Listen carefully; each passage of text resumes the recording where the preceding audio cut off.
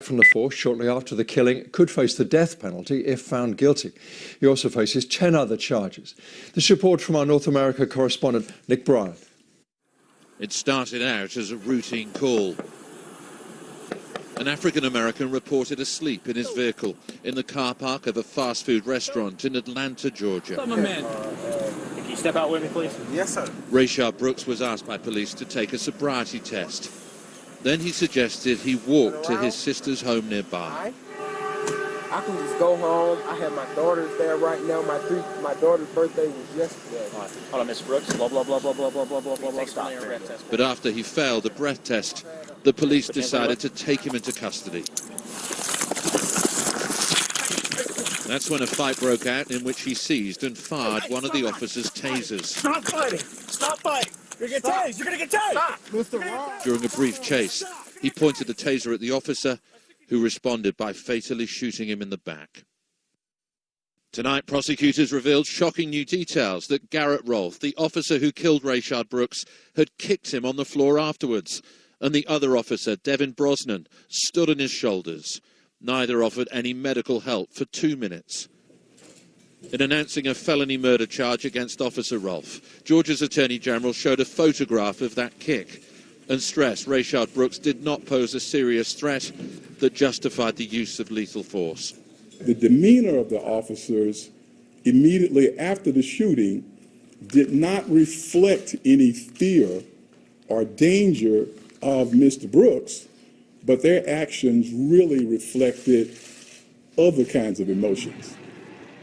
Faced with such massive and multiracial Black Lives Matter protests, prosecutors are moving more swiftly to bring charges.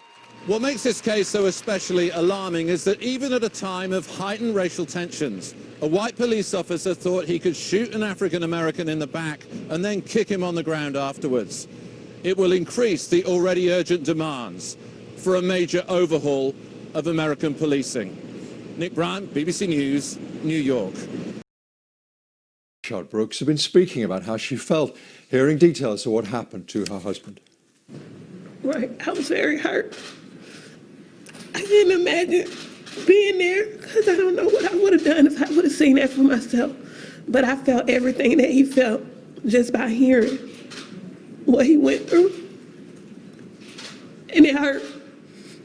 It hurt really bad.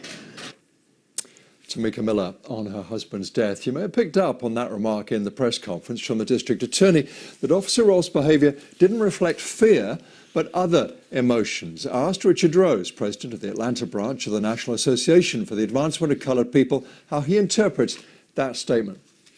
Well, clearly there has a history of white men in America, whether police or not, being viscerally outraged if a black person speaks to them human to human.